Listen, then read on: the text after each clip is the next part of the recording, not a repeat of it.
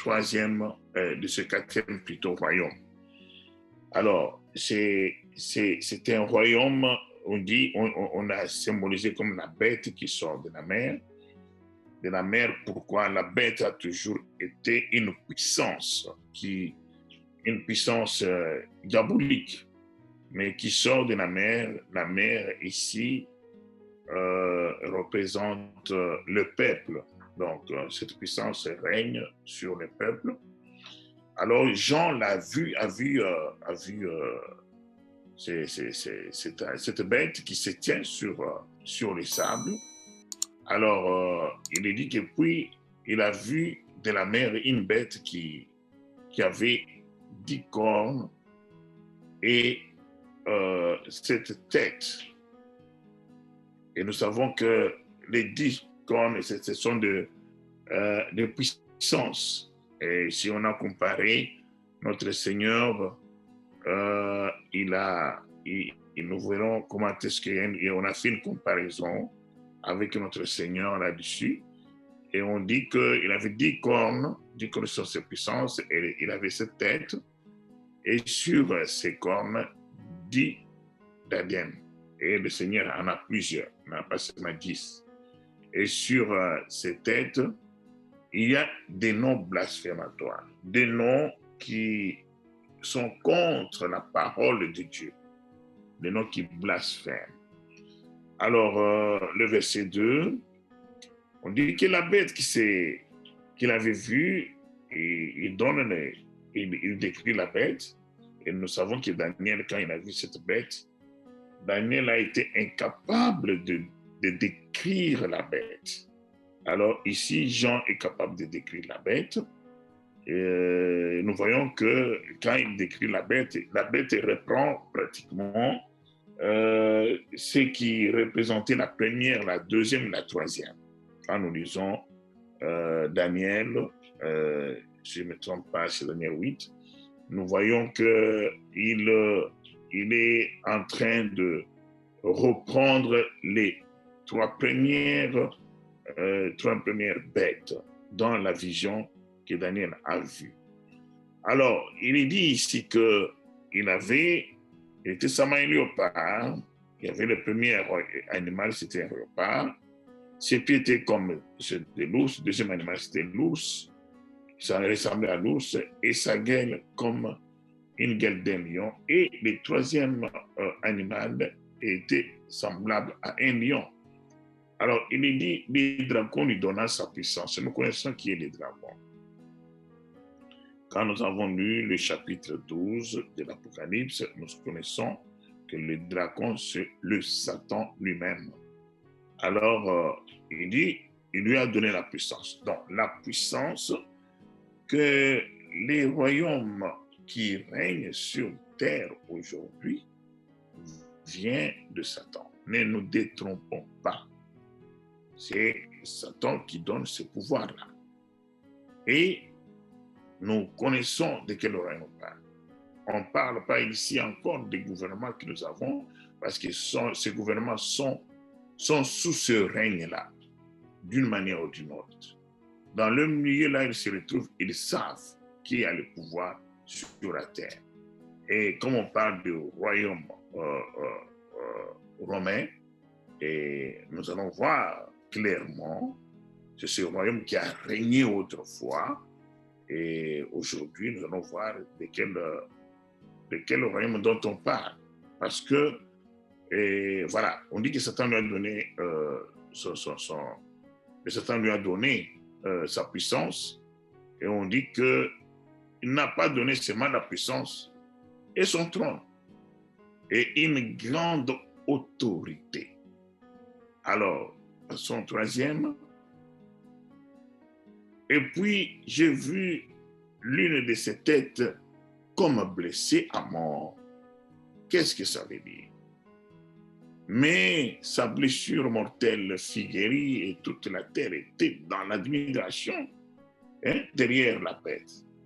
Ici, nous connaissons, nous en avons déjà parlé, le royaume romain a régné, Rome antique a régné, mais à la longueur du temps, Rome antique a perdu sa puissance. Et qu'est-ce que nous avons vu? Rome antique a été ressuscitée en Rome religieuse, qui est représentée aujourd'hui par l'Église catholique universelle. Il n'y a pas une église qui peut se comparer à cette église-là sur le point puissance, sur le point richesse, sur le point autorité. Et tout, nous verrons plus tard, quand on parle de Cornala, ça représente les autres rois de la terre, lui doit l'honneur, lui doit leur puissance. Et aujourd'hui, il n'y a qu'une seule personne qui peut trôner, dire une chose et tout le monde est dessus et suivre. Et ça, c'est quelque chose que nous voyons clairement quand nous lisons les 70 semaines de Daniel, quand on parle de cet homme qui va faire l'alliance avec plusieurs, n'est-ce pas, et qui a un but final qui est celui de détruire le peuple de Dieu. Voilà, ça, ce sont des choses que nous pourrons voir aujourd'hui. Il a déjà signé des alliances. Si vous allez sur YouTube, vous verrez que le pape de Rome a signé des alliances avec déjà le musulman. Hein, et ils ont même dit dans leur alliance qu'ils vont approcher les autres religions, hein, comme comment dirais-je, il a signé avec les musulmans, il va approcher les hindous, il a déjà approché, ils sont déjà dans la même relation, il a été en Israël, ils émettent sur la même longueur d'onde. Alors, vous voyez, c'est la prophétie qui est en train de se dérouler sous nos yeux. Mais nous, c'est bien quand nous parlons de ces choses, mais nous ne devons pas rester seulement au niveau des connaissances. Mais nous devons voir qu'est-ce que ça veut dire, ces choses. Ces choses nous amènent à quoi? Nous amènent alors au retour de Christ, parce que ce royaume va préparer une guerre contre les saints. Mais Dieu ne laissera pas ses saints, il va les enlever. Ce qui nous intéresse, nous, c'est l'enlèvement. Cette parole devait nous booster pour l'enlèvement. Et il est dit ici que, voilà, sa blessure était guérie, c'est quand il a rebondi sur la Rome religieuse, et les gens l'admirent. Voilà. Il y a des gens qui connaissent le pape quand il passe partout. Qui est comme pape? Qui est au-dessus du pape sur la terre? Personne n'est au-dessus du pape. Quand tous les présidents, c'est pas pour rien quand un président est nommé, vous voyez, le président doit faire son voyage vers l'Europe. Ne vous en faites pas. Tous, ils vont là-bas. C'est pas pour rien. Mais on ne voit pas pape lui parce qu'on a dit qu'on a mis un pape, un nouveau pape, le pape qui va commencer à aller donner son autorité à des présidents. Ça ne se fait pas. Verset 14, mon frère, et verset plutôt 3, et 4 plutôt. Alors, on peut lire le verset 4, mon frère. Verset 4.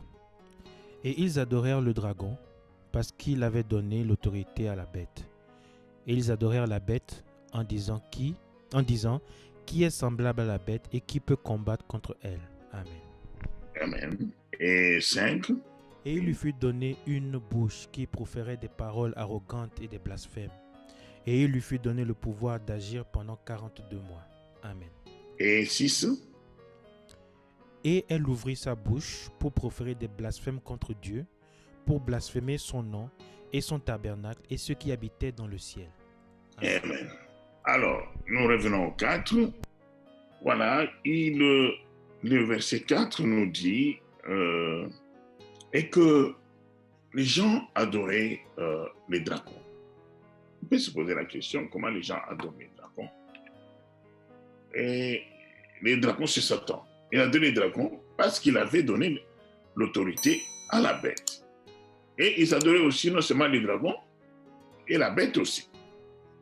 Et il disait qui est semblable à la bête, qui peut combattre contre elle. Vous voyez, c'est tout. Satan se fait, la chose que Satan a reçue vers ces temps, c'est que les gens adorent Satan, croyant qu'ils adorent Dieu. Ça, c'est quelque chose qui doit nous ouvrir vraiment les yeux. Il y a des églises, soi-disant églises, les gens vont là-bas, et c'est pas parce que ces gens-là, ils mettent, vous savez, Satan est resté le même. Les gens peuvent dire, mais on prêche la parole de Dieu là-bas, on parle aussi sur la Bible, oui, mais comment nous allons savoir que dans telle église ou telle autre église, ce n'est pas Dieu qu'on adore là, c'est Satan qu'on adore là-bas. Bien aimé, quand on parle de l'adoration, le premier objet d'adoration, c'est la louange. C'est pourquoi j'ai toujours dit aux gens de tirer attention avec des louanges. Et les grands problèmes qui a existé entre Dieu et Satan, c'était sur la louange. C'est Satan qui louait, qui était le chef de la louange de l'Éternel. Alors, vous verrez carrément que quand vous observez bien, vous verrez que ce soit les chantres, n'est-ce pas, qui ont censé faire leur travail dans l'église, et que ce soit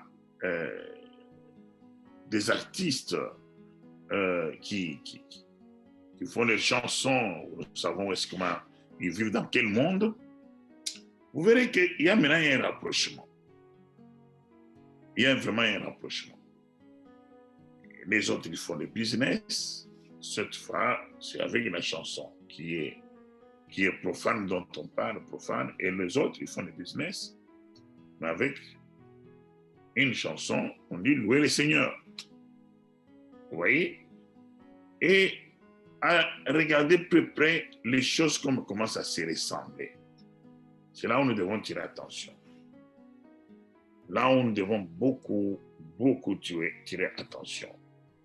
Alors, l'ennemi, en ce qui concerne la parole, il ne vous donnera pas toute la parole. Il va prendre un morceau de parole, mais il va mettre quelque chose dedans qui est de faux. C'est pourquoi il y a une parole qui dit un peu de levain peut lever la pâte. Donc, un petit rien là, et c'est ce qui s'est passé au commencement. Hein? Vous voyez, il dit, oh, vous savez, quand Dieu sait que quand vous allez manger de cet arbre, vous allez devenir de Dieu comme lui, connaissant le bien et le mal.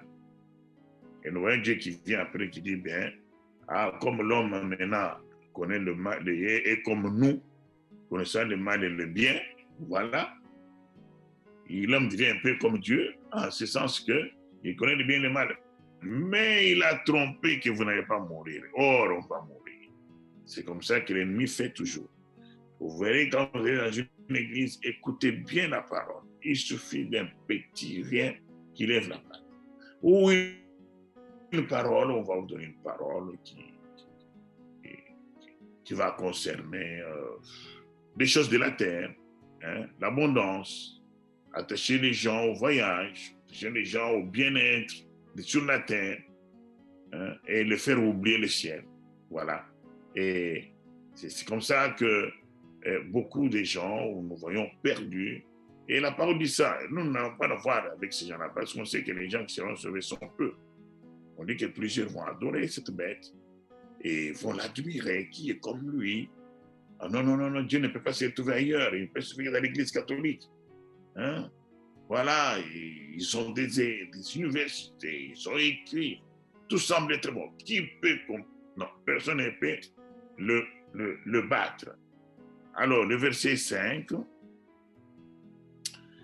il lui fit donner une bouche qui proférait des paroles arrogantes et des blasphèmes. Il lui fit donner le pouvoir d'agir pendant 42 mois, ça nous avons déjà parlé. Ça, c'est effectivement quand il va s'agir de la grande tribulation. Et dans Jean et dans Daniel, c'est là où on parle qu'il va changer. Il va changer la loi. Donc, il va faire des blasphèmes. Et ça, c'est vrai, nous sommes là. Et nous voyons tout ce que l'Église catholique croit. Et il est vrai que ceux qui croient maintenant, il y aura encore d'autres dogmes. Papa a déjà dit que c'est l'Église qui sauve, mais c'est pas. Vous voyez, il dit des choses comme ça. L'Église est très. Il met l'Église avant Dieu. Il dit non, tu peux pas. C'est l'Église, il met l'importance sur l'Église. Mais pourtant, l'Église sans Dieu, c'est rien. Il a commencé à parler des gays, des lesbiens. Nous connaissons tout ça. Donc, voilà, ce sont des blasphèmes. Ça peut être bon, ça semble logique à l'œil, à l'oreille d'un homme, mais ça n'a rien à voir avec la parole. Ce sont des blasphèmes. Alors, il sera donné le pouvoir, nous verrons plus tard, dans la déformation avec ces blasphèmes, dans la déformation de la parole, il va faire la guerre, n'est-ce pas, au sein. Il va agir ainsi pendant 42 mois. Alors, on passe au 6, et je crois qu'on finit par celui-là. Et il ouvrit sa bouche pour proférer des blasphèmes contre Dieu. Il a déjà commencé. Il a dit, Jésus-Christ n'est qu'un homme comme nous, comme toute personne. Et ce pape qui est venu, il a fait beaucoup de déclarations qui ont étonné plus qu'une personne. Il va blasphémer le nom du Très-Haut. Il va le blasphémer. Parce que le nom de Jésus, c'est le nom devant qui tout genou doit fléchir. Mais vous voyez, quand il essaie de diminuer, c'est un homme comme tout le monde. Voilà, c'est pas, il montre que c'est pas un Dieu. Vous voyez, c'est ce qui est très dangereux. Alors, et non seulement qu'il va blasphémer le nom du Seigneur, mais et son tabernacle. Pourquoi on parle du tabernacle? Il dit, et son tabernacle, et ceux qui habitent dans le ciel. Donc, il va blasphémer contre toutes les puissances du ciel. Déjà, lui-même, il s'est dit, il est le représentant du Fils de Dieu sur terre. Or, bien-aimés, nous avons vu ceci.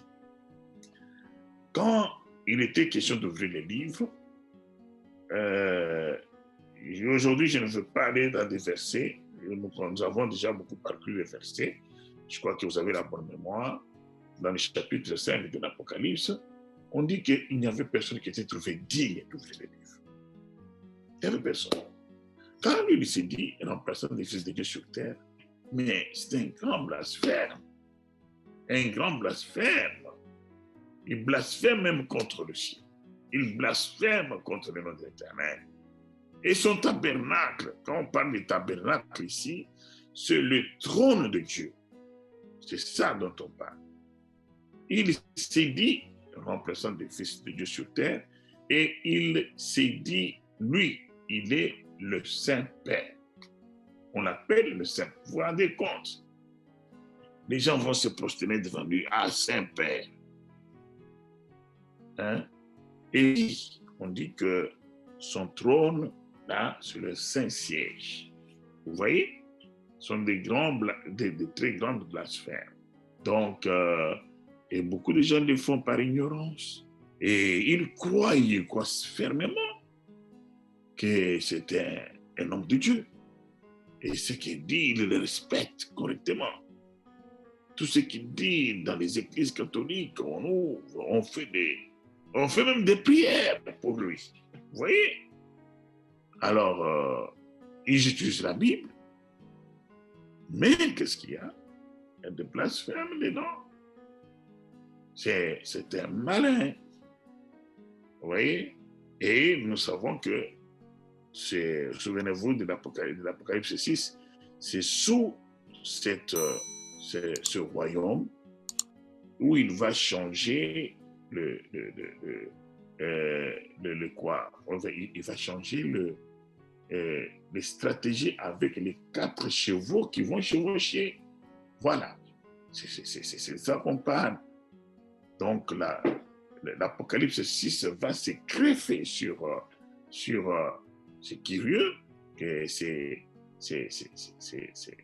Apocalypse 13, verset 6, et nous parlons ici qui va se greffer avec l'Apocalypse 6. Les 2 chiffres coïncident. Alors, voilà, je crois que aujourd'hui, on va s'arrêter ici. Hein? Et nous pensons demain, Dieu voulant, continuer avec le verset 7. Comme nous l'avons dit, bien-aimés, c'est pour que nous puissions voir ce qui se passe sur la terre et comprendre de quoi il s'agit, que beaucoup de gens ne connaissent pas, et pour nous mettre aux acquis. Très important. C'est ça l'importance de la prophétie. C'est pas connaître, mais c'est connaître aux acquis. Connaissant le mal qui vient. Comme je vous ai parlé de l'évangile que je faisais, mais je pleurais pour la personne parce que ces choses sont écrites là. Beaucoup ne savent pas. Beaucoup ne pêchent pas l'Apocalypse. Et pourtant, tout est écrit dedans. Voilà, bien-aimés, nous allons nous arrêter par ici. Sur ce, je vais vous prier d'incliner nos têtes. Nous allons prier.